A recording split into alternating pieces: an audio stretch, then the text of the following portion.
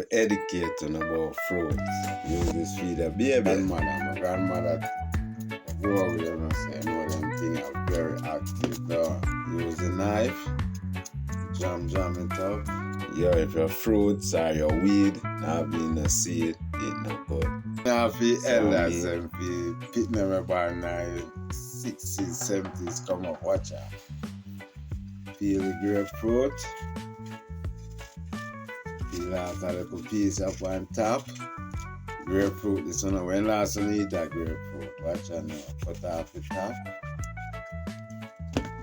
Use a knife. Jam it up. Yeah. Well, you see it? Be cells them there, you know. Put out the mingle.